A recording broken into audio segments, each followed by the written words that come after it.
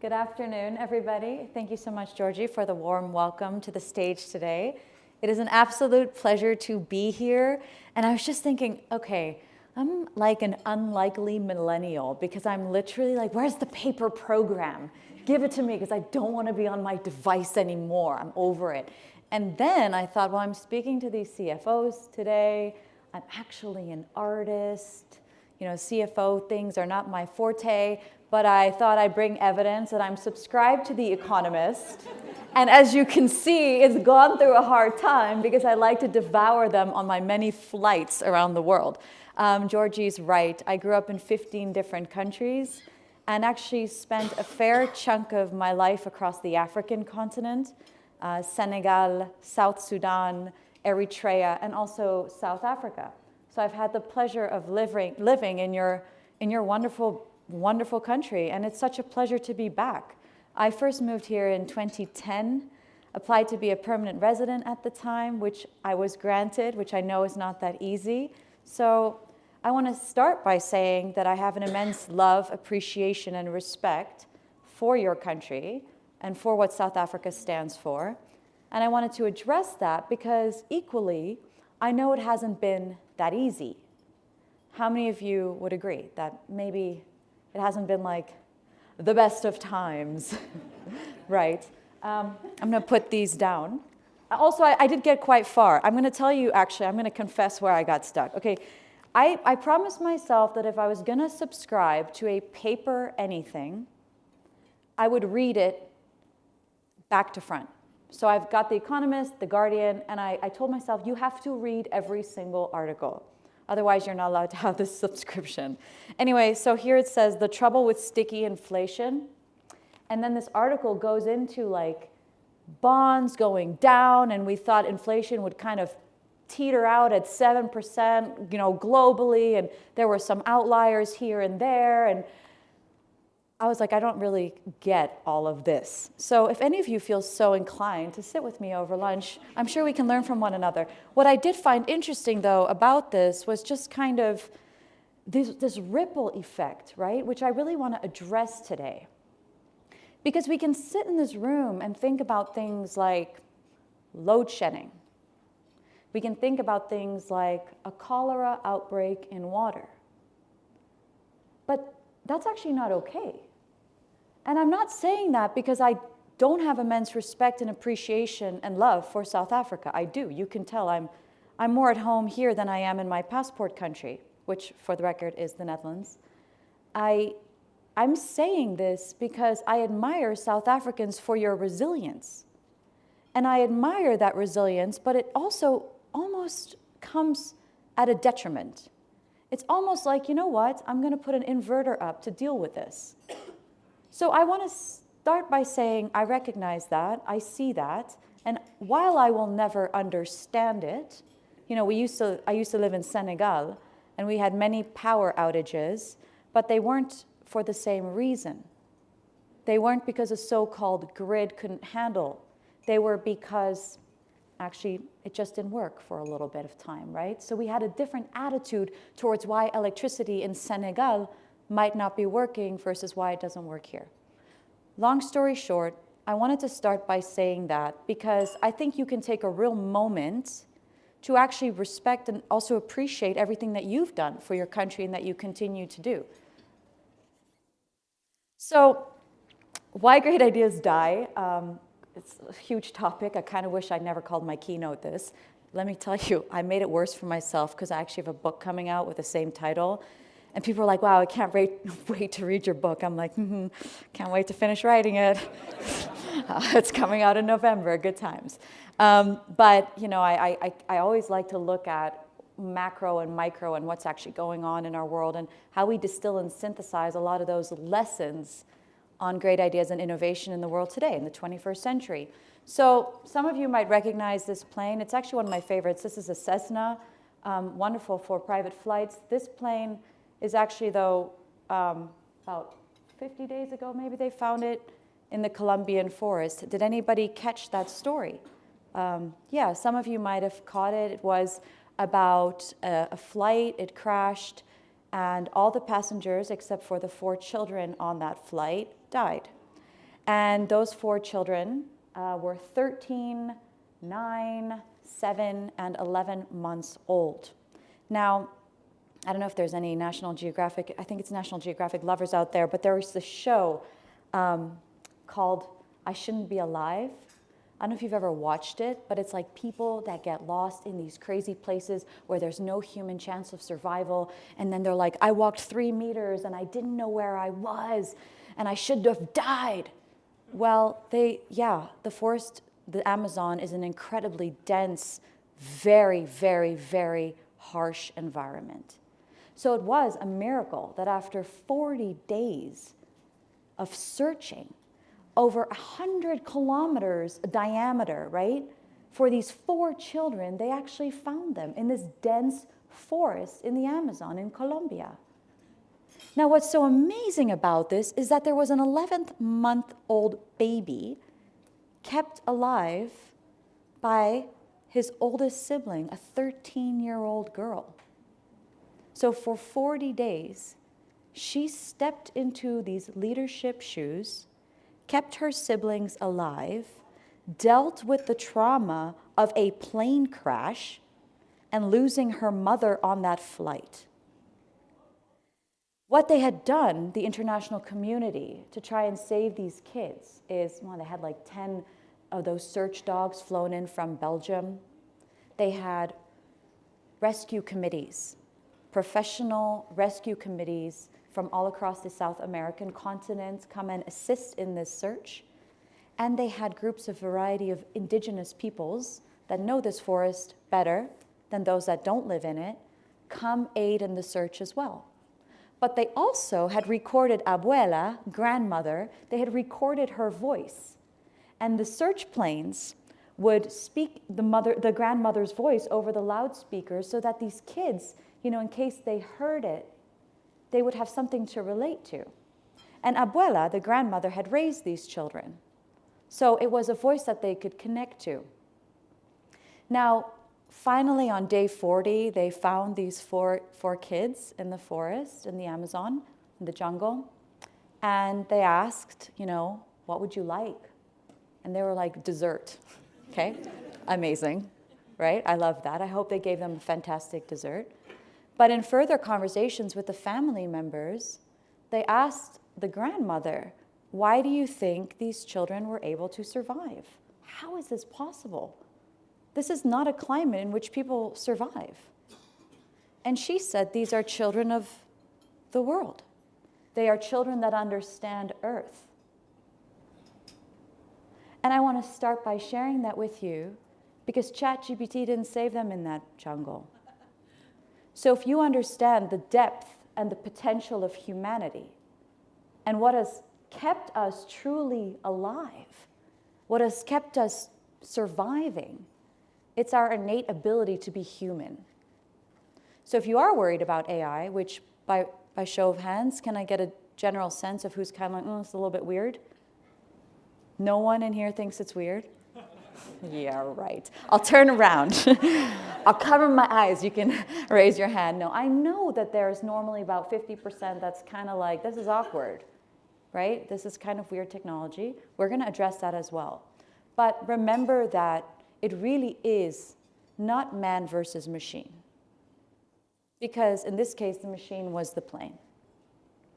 But like we heard in the earlier talk today, it's about our collaboration. So we're going to focus on that and focus on seeing the difference that some of these technologies can really make in your businesses today and aid in fostering innovation. So today I'd like you to focus on 3 things: leadership, your own leadership, that of your business, and that amongst your teams. Expectations versus reality.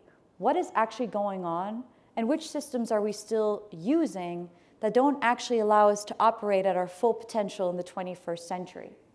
And finally, collective intelligence. And the reason I bring up collective intelligence is because I actually feel it is very befitting to South Africa. And I'll explain more about that later. And if we talk about great ideas, we can look at how they happen. We can talk about why they die.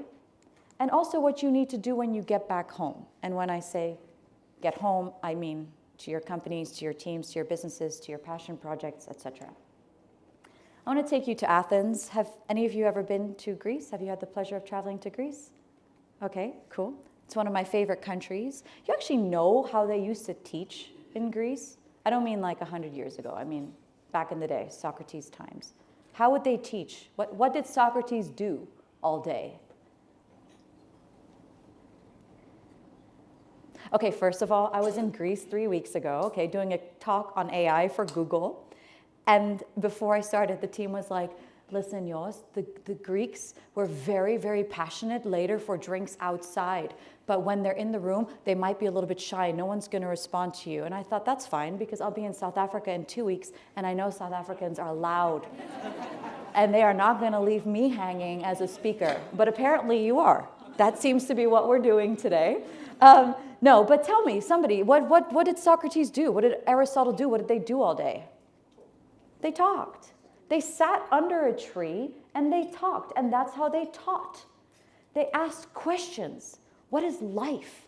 What is the meaning? Why are we here? How can we become better people? What does being a good human man, what does being a good human mean? And they waited. They waited for answers. They philosophized. They discussed. And they grew their intelligence together that way. So I think there's a lot to say for how we teach and learn today, especially when we know we've got artificial intelligence that is able to take over so many of our tasks. So anywho, Greece, 2019, couple of months before the pandemic, I had been living in Dubai in the United Arab Emirates. That was country 13 out of 15. And I was like, okay, I'm going to start this new business. It's 2019.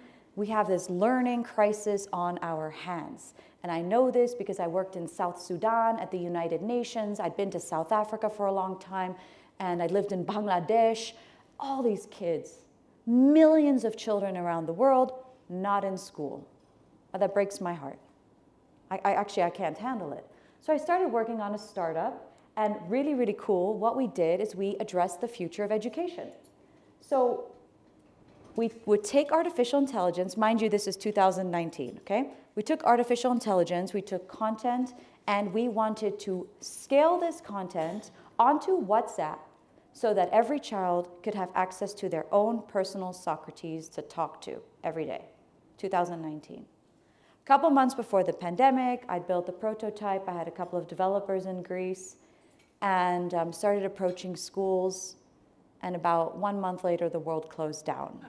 But especially schools and universities. They were not particularly interested in anything other than getting their students and faculty onto Microsoft Teams. And here I am saying, hey, wait a second, there's this great technology out there, it's called artificial intelligence, and we gotta do something with it. We can change learning. So I'd gone and I built this whole thing, right? We would take content and curricula that's already existing at a school. Our second step was to use our AI large models. This was GPT-2, guys. Can you imagine? Did you even know there was a GPT-2? Some of you might have known that.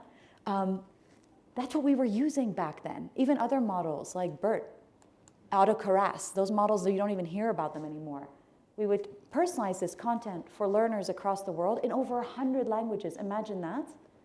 And then we would also take into account things like mindset, because for kids, well, even for adults, how are you feeling today? How are you doing? Mindset is critical in how we show up each day.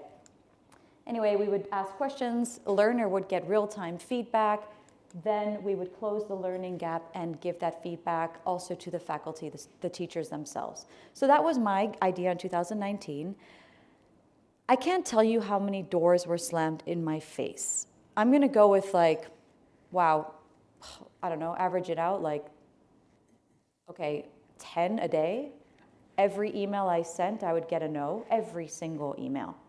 And for the yeses I got, that was basically just somebody who was like, yeah, let's have a fun chat about this. My God, I was devastated. I ran out of all my money that I made in Dubai, which, by the way, super hot, really difficult to work in. Yeah, like super hot. Very tricky work climate. And I I put all my money into developing this product, and then basically the pandemic hit. I ended up living back at home with my parents. How many of you had a kid move back in? Well, anyway, I was that kid, okay? My mom would yell up like, any laundry? I'm like, this is not my life. But it was my life, and I had to rebuild it. So in part of that rebuilding process, I started to ask myself, like, what the hell happened here? What went wrong? In all optics, this was a good idea. In fact, maybe now you could agree with me, it was kind of a great idea. But what went wrong? And I never like to sit down and like not do anything or not look at what's presented in my life as a learning opportunity. So I started doing some research, and out of that research started devising some hypotheses on what could have gone wrong. So the first thing I noticed was I needed to really understand my business. Because up until then, really was talking a lot about AI, which nobody really wanted to understand or dive into. But the business was actually changing education. It was actually about helping kids reach their full potential. How many of you articulate your business, even as a CFO, as per what you're actually doing? What is the heart? What is the gut of your business? Because that's very different to what the day-to-day actions might be like. So that pin drop is critical in the fostering of innovation. What are we in the business of? What do we really do? And if you think you have the answer, write it down, and then ask yourself again and write it down in 24 hours. There's a good chance your answer will be different. And the second thing I noticed was this base camp idea. Because despite all the drama that we went through, no one on my team, except for my co-founder, left. And that told me something. I'm like, why are these people still here? Like, I literally can't pay them. Right? We're a startup. No one cares. So I thought, okay, maybe it's the way that we're showing up. Maybe it's the way that we dare to show up in a positive space. So the second thing that felt really true was that base camp idea. What's our mindset? What's our state? Now, I don't need to talk to you about the resilient mindset. South Africans have got that one down pat. I feel like it's innate. It's what you're born with. But there are other mindsets out there, an abundance mindset, right? We heard it earlier in a talk. Don't be fearful of countries that you don't know as well, or countries that you have a preconceived conception of how their market might be growing, because there are some countries across the African continent that are most definitely worth keeping your eye on, as I'm sure you know. So are we looking at it from an abundant perspective? Are we looking at it from an exponential perspective? So whatever that mindset is, are you really applying it to your business with your team? Second is that X factor. What makes our team unique? In South Africa, there's an abundance of skills and a collective intelligence that actually makes you very unique, and you might not even realize it until you leave again. You go to London for a meeting and you're like, dang, it's a little bit stale in here. And then you're like, oh yeah, because in South Africa, we're not like that. But the thing is, when you're in South Africa, you might forget. It might not be so clear. But that X factor lives here. And it's always good to get stronger in what you're already good at.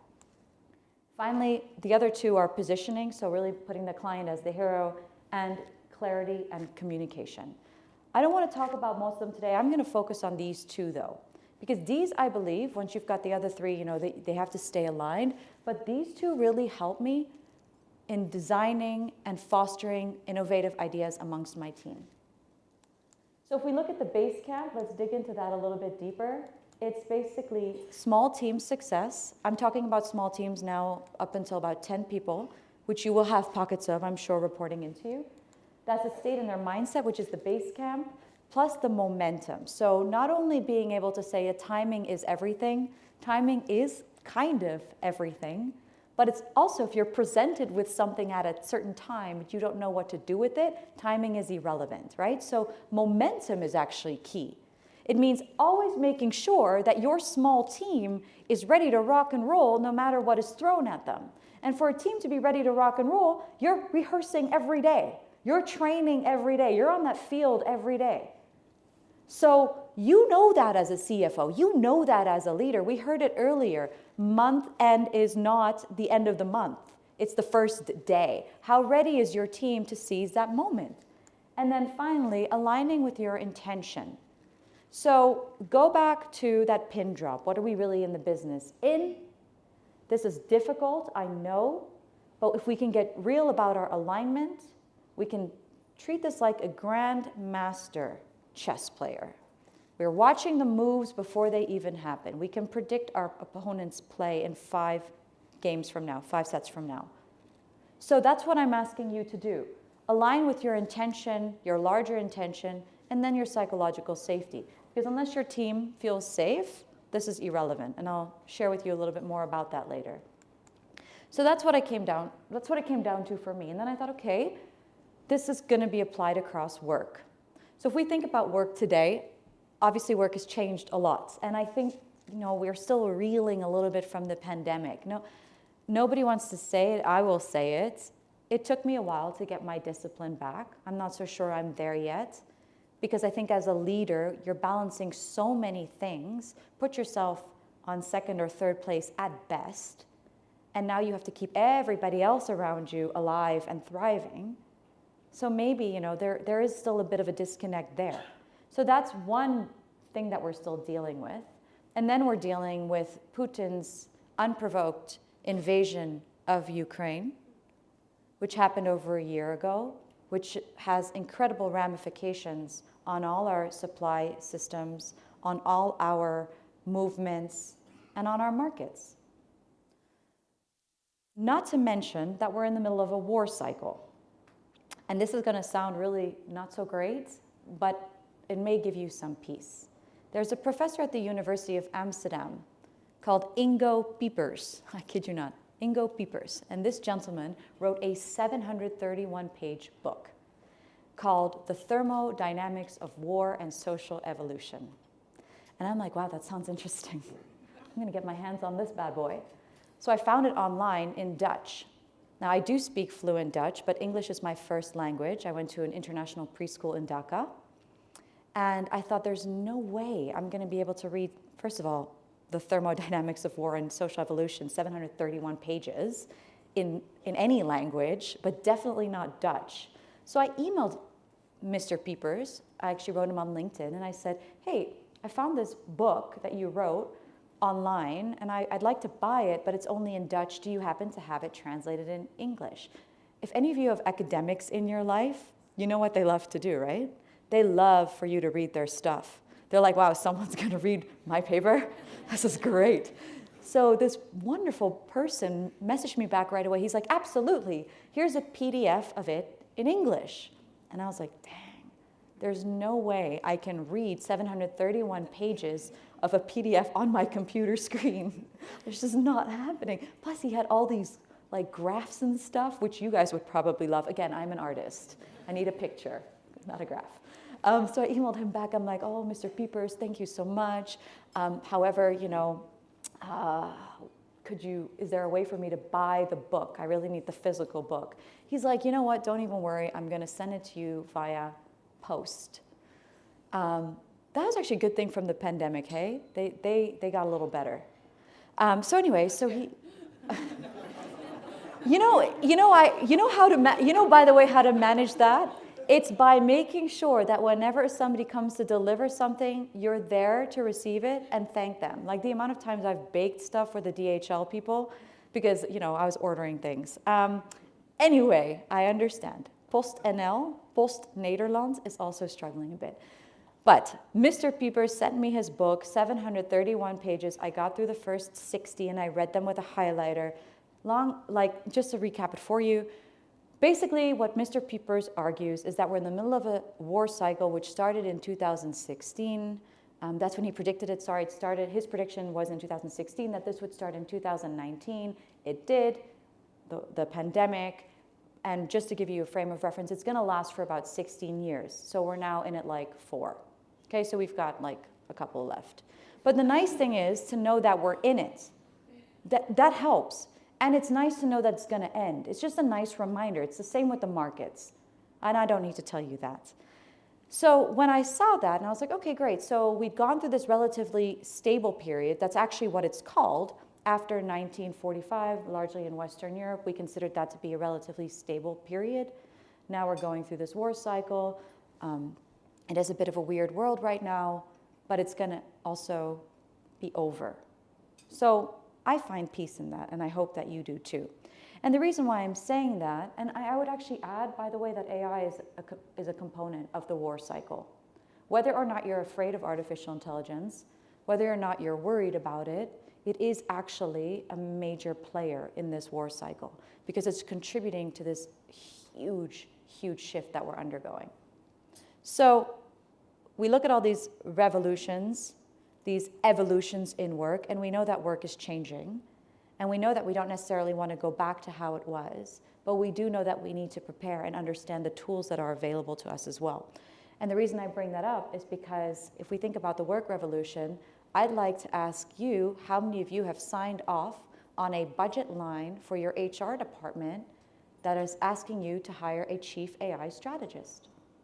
How many of you are hiring a chief AI strategist at your businesses? One person? Two people? I know you wouldn't be shy about raising your hands on this one. You'd be like, yeah, we are. Love it. Okay, but that's a problem. If you're not doing that, if you're not signing off on that line item now-ish, or whenever your financial year is, that's a problem. You need to have this person on board. You need to have a chief AI strategist that is reading the market at all times and helping your business prepare for the shifts that are about to come. If you don't do that, you're behind. So what are we hiring for, and why are we hiring these people? And I'm not talking about coders or developers, actually. I'm not. Because coding and developing is actually done by AI. Writing text specs is done by artificial intelligence. But getting somebody who can tie all the tools together for you is critical. 1,000 AI tools are being launched each week. So if we look at expectations versus skills, what we're expecting our people to be capable of, or what we want our people to be capable of versus what we actually need, that landscape is changing very rapidly. It is more important that instead of truly understanding artificial intelligence, because it's a bit of a black box sometimes, unless you're a machine learning specialist, it's better to understand how to use it and how to deploy it within your company. Now, over the last couple of days, I heard that some of the small to mid-sized businesses in South Africa might feel like they're going to be left behind because they don't have that R&D budget that some of the bigger companies have. But then how is it that I, with a team of 7 people, can manage that? Why is that? It's because we're prioritizing it. Because I have younger team members that think it's really, really interesting and exciting to play with these tools. And I think it's really interesting and exciting to play with them. Because I have a limited budget, so I need to know which tools are going to help me do my work better and faster. If we think about exponential versus linear, let me start by saying this actually. If I take 30 steps, 30 linear steps, how far am I? Like if I just took them? I mean, I'm a little bit short. But if I was really, average height. 30 meters or so? Okay, I would agree. If I take 30 exponential steps, how far would I go?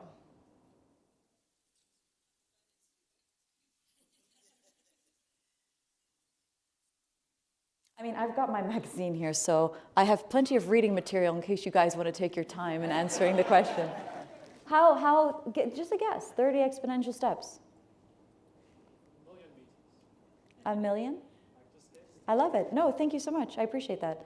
It's wrong, but I'm very glad to hear it. 26 times around the world. That's how exponentials work. And AI is an exponential technology. That means that, first of all, anybody that calls themselves an AI expert, no, it's not possible. The second thing is that it's changing so fast that no matter what I was to tell you today about AI, it's going to be irrelevant tomorrow.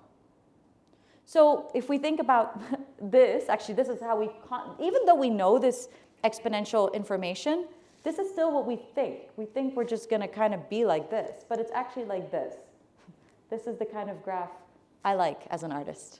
It's from a website called Wait, But Why. Very funny, but also very real. So if we think about exponential technologies, AI is one of them, and it's consistently getting extremely good at what it's doing. And if this feels scary to you because you're like, wow, well, then there's no stopping to how bad it would be, that's a really understandable fear. That's a very understandable sentiment. But don't forget that it's only responding to who we are as humans. It's being trained by us. It was trained by us for a very long time. All the data that we've been giving these models. And it actually opens the floor for great ideas. Because great ideas are to be found when we can get rid of tasks that stop us from being genius. If you sit under a tree like Aristotle or Socrates did, and you had a deep conversation where you could be in flow, there was no pressure. You could just be your genius self. You could actually create a really good solution instead of having to put out fires all day. How great would your performance be? That's when you actually create space for your great ideas to happen. So if we know that we have access to this incredible technology that's going to take a bunch of mundane tasks out of our hands, then what we should really be doing is leveraging that innovative spirit at our businesses.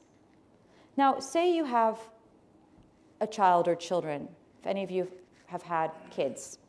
How many chances did you give your baby to walk, like when it started walking? Were you like, okay, the third time, like you still can't do this thing? Okay, I'll give you 10 because I'm feeling really, kind. No, your baby was, first of all, perfect, and secondly, had as many chances as it needed to walk. Because that's really when the greatness that we have, right? That baby has unlimited potential. And no matter how it feels sometimes being bogged down by systems and bureaucracy, we also have that unlimited potential. There's actually a funny story. I mean, some of you might have heard of this guy called Jeff Bezos. Yeah. He runs this company called Amazon. Well, he used to. I think he's just on the board now. But anyway, Jeff, he was also in the news for this rocket he built, but also when he divorced his wife 2 years ago. Some of you might recall. I always have this feeling that like when Jeff and his ex-wife started dating 20 years ago, that he like took her to a Starbucks, probably in like Seattle. And he's like, hey, my name's Jeff. So what do you do? And she's like, well, I'm an author. I write books. Did you guys know that, by the way? She's an author. His ex-wife, she's written 4 books. Anyway, Jeff's like, really? Wow, that's amazing. That's so cool that you write books. Love it. And she's like, yeah, no, I love it too, but it's really, really hard. Not the writing, but selling my books. Jeff's like, wow, that is a great idea. And I am going to build a marketplace for books. And I promise you, you don't have to quote me on this, but I'm pretty sure that's how Amazon got started. Okay? And so then Jeff went on and took this wonderful woman's beautiful idea, built this marketplace around it, and now we're all glued to Prime. But even that, Prime actually started in Amazon in a very funny way because it was proposed by a junior staff member who thought, well, wait a second, we're selling this stuff once off. We really should get some kind of subscription model here. So this junior engineer pitched this idea and Jeff implemented it.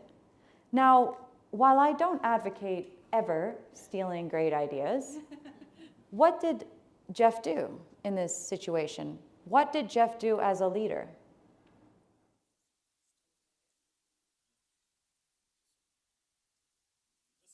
Yeah, Jeff listened. Jeff listened to 2 things that incredibly smart people around him were telling him and implemented them successfully. Because truly that is what leadership is about. It's about your ability to listen, to open space, and to synthesize on all the great ideas that these super talented people around you are sharing with you each day. That's exactly what Leslie, the 13-year-old whose Cessna crashed in the Amazon about 50 days ago, did. She probably used the collective intelligence of the community that she had learned. So creating that room for great ideas quite practically means you need to do a couple of things in your role as a leader today. Those things include not just understanding tools like ChatGPT, but playing with them. You won't like me for saying this because it's like a dream scenario, but block about an hour in your calendar each day and play with these tools. Or ask someone on your team to play with the tools and give you a summary. If I don't have time to play with them myself, I ask my PA to do this. She's in Mombasa. She's amazing. And she loves it. So she plays with them. She writes me a summary. She's like, Jos, these are the great things. These are the not so good things. This is how we could use it. So do this. I don't see any of you writing this down. I find that deeply disappointing. Seriously, I'm serious. But we'll connect in a year. Oh, yes, and then we know now that technology is going faster than Moore's law for the first time, right? So those exponentials are real, and you can use them to solve some of the biggest problems. We actually heard that in this morning's talk, where the gentleman gave some fantastic VR examples. So I won't go too deep into that. I want to talk about that X factor a little bit. We're all in this room together this morning, and we arrived here on a completely different path. Yet we're all here today.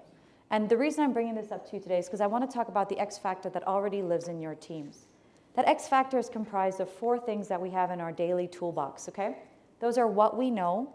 My reference is 15 countries in which I grew up, 120 that I've been to. I love culture. I love literature.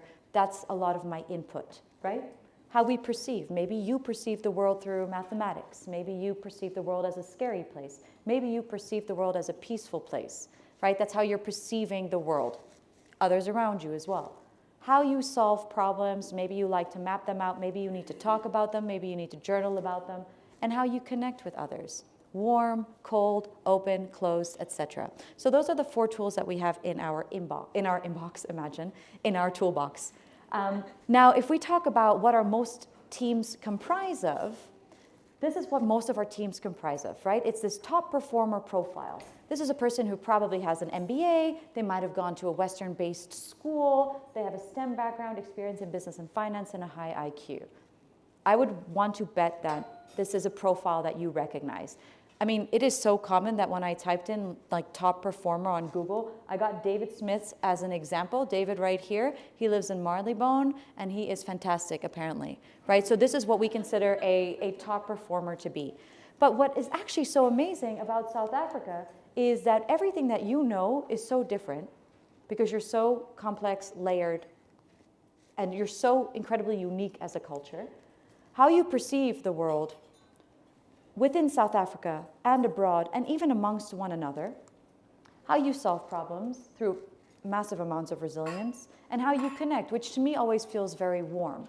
So if we take this as kind of a base, now we're going to build a team that innovates and that can foster innovative ideas at our companies.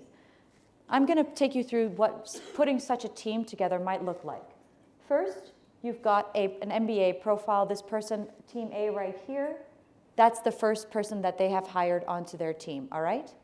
So that's that typical top performer that we could have seen before.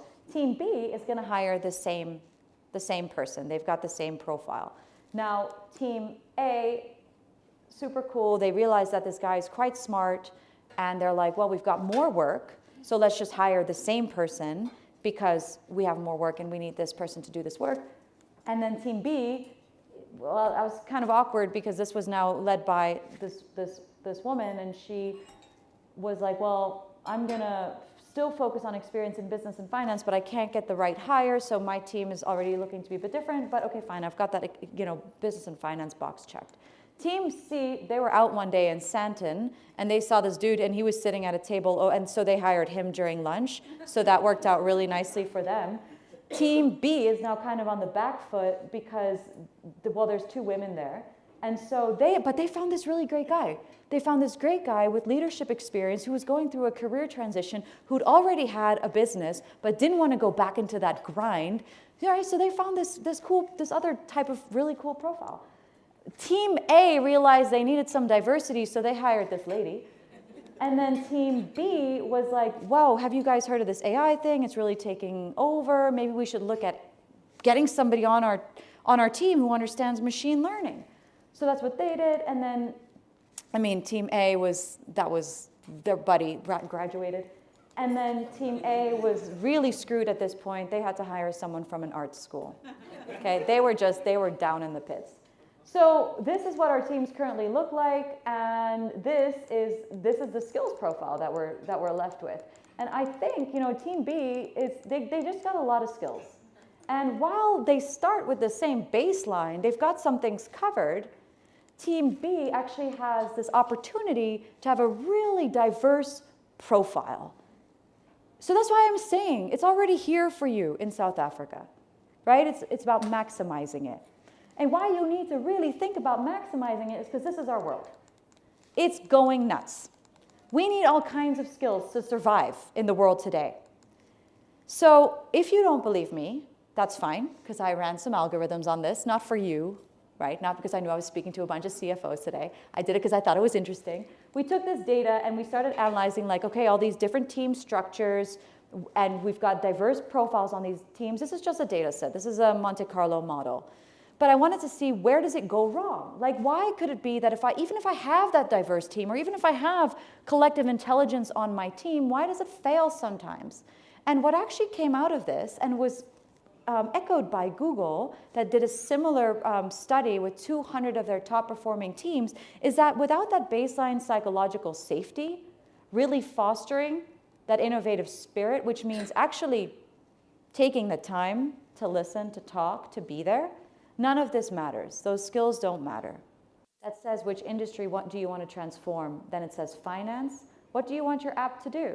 An investing app that provides insights on stocks with an interface for trading. Click. Creating an app for you in a couple of seconds. What is it generating? User input. I want recession-proof stocks. I'm going to reference Yahoo Finance, Google Finance, Bloomberg, the New York Times, Forbes. Your AI-powered financial insights right there on your very own app, created in 1 minute. What financial insights can I give you today? I want recession-proof stocks. I'm reading all these. I'm reading Bloomberg right now, New York Times. I'm reading Forbes. I'm analyzing stock history. I'm generating results for you. Several stocks performed well during the 2008-2009 recession, including Coca-Cola and that other one, I don't know. This is basically what you are seeing here. What you are seeing here is an app built in 1 minute that reads all of the financial news and generates for you recession-proof stock analysis for a certain time period. I'm going to repeat that. This is an app built in 1 minute that read all the news that you wanted it to read, and then gave you information on recession-proof stocks.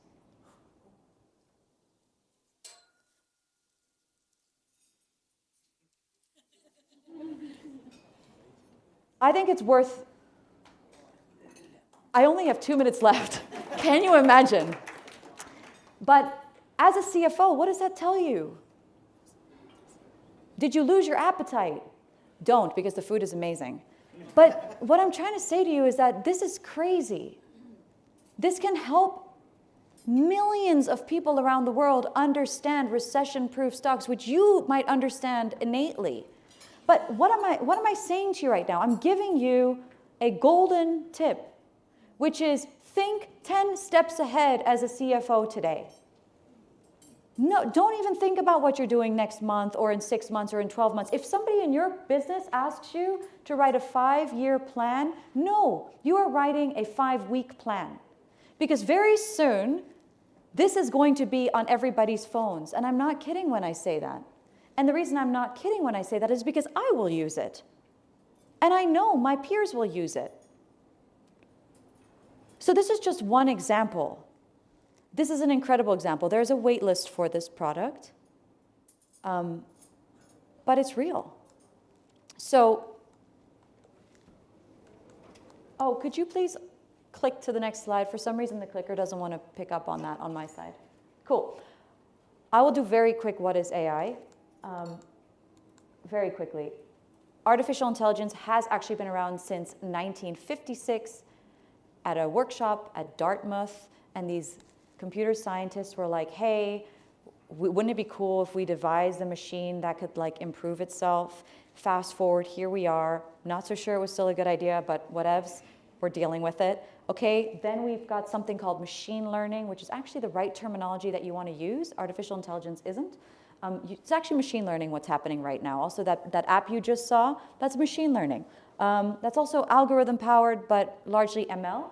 And the reason why all of this is working right now is because we've got that big data. So that's why it's having a moment is because we've got that big data. We now understand cloud computing, and enough of us have been playing with it for a while, right? So a bunch of people have been playing with this. That's why you see these tools exploding everywhere. I'm so sorry, I'm mindful of time.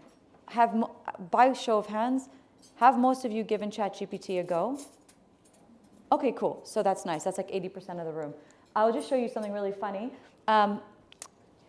I have a business obviously in AI and education, but I also work as a consultant speaker, but also as a consultant on AI and education for universities, et cetera, around the world. And sometimes I need to do my hours for clients. Okay, you see this spreadsheet, maybe this excited you. Maybe when you see this, you love this. I hate it, all right? I look at it, I'm like, I don't know what this is. I hate it, I'm already like kind of nauseated. It's read only, I can't deal with this. So now I need to analyze like how many hours did I spend on which task and why am I doing this? It's 2023, no. So I was like, well, let me see what I can do. No, this is really unfortunate. I wanted to show you how I fed all this data into ChatGPT, and it gave me this incredible output and summarized everything, but it doesn't make sense for me. How? They're bringing our lunch. Oh, is it not? No, it's not going to play. That's so kind, Georgie. Thank you. Yeah. Well. Describe it, I can, but long story short, I copied and pasted all those rows. Now, for those of you that have engaged with ChatGPT before, you might think, you always have to be polite, right? Like, hi, how are you? Thank you so much for helping me earlier. I mean, of course. But you also might think you need to clean up data before you input it. But you don't. Actually, you can literally copy and paste this mess and say, how many hours did I spend on each task per month? And did I hit my target? And I swear to you, that's what I did. And I wrote the most magnificent email to my clients, which otherwise would have taken me 16 hours. Now it took me about 1. And I had this huge conversation with ChatGPT. I said, thank you so much. And then, oh my God, kid you not, at one point it was like, you're working 60 hours a week. I think you need to think about work-life balance. So funny. But I'll try and get you that video regardless. I'll try and find a way to get it to you. But long story short, you use it to simplify your life. That's what you need to see this as. Just like the other technologies that have come our way, like fire, right? Can be used for 2 things. So use it to make things easier and better for you.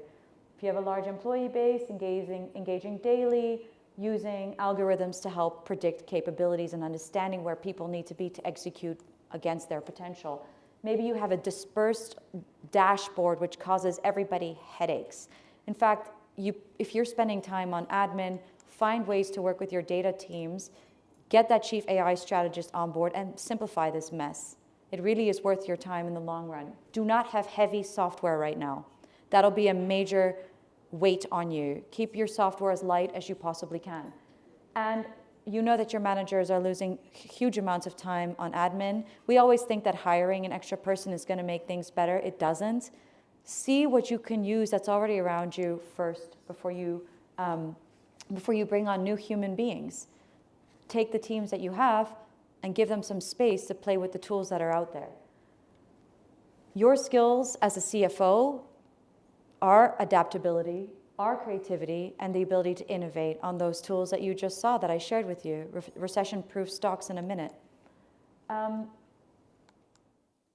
In this world, Jack Ma had said, it's better that we teach students art, creativity, music, collaboration, innovation. We don't have to focus as much on teaching them what computers can do for us. So bear that in mind as well. Get creative in how you do your work. Be more human. And I'll end with this story of, I'm mindful of time, only doing what works If you're not good at something, hand it over to AI. If you don't know how to hand it over to AI, ask ChatGPT. How can you help me do this? And then it'll be like, here are all the things that I can do for you. How many of you are on GPT-4, by the way? Okay, subscribe to GPT-4. It's about $24 a month, worth it, and engage with it. Do the 80-20 rule at Google. So get your teams to focus 20% of their time on playing, on creating. Some of the things that came out of Google with this rule, where they let their teams work 20% of their time on passion products, is actually Gmail, right? So innovation happens when we remove barriers and when we remove rules. Use your space wisely. This is a green school in Bali. These are kids that actually learn outdoors. Go for a walk. Those are the beautiful things from the pandemic. Don't lose them now just because the pandemic is over. Remember, we're in a war cycle. You still have 13 years. So take care of yourself. Take care of your teams that way. Get your timing right. Timing is critical. Now is an opportunity to make use of the European summer. Maybe your Europe colleagues are taking it slowly. So take your time to upskill rapidly. And think about who and how you're hiring. Do you have that chief AI strategist on board? If not, please get them, because they will make a huge difference for your business.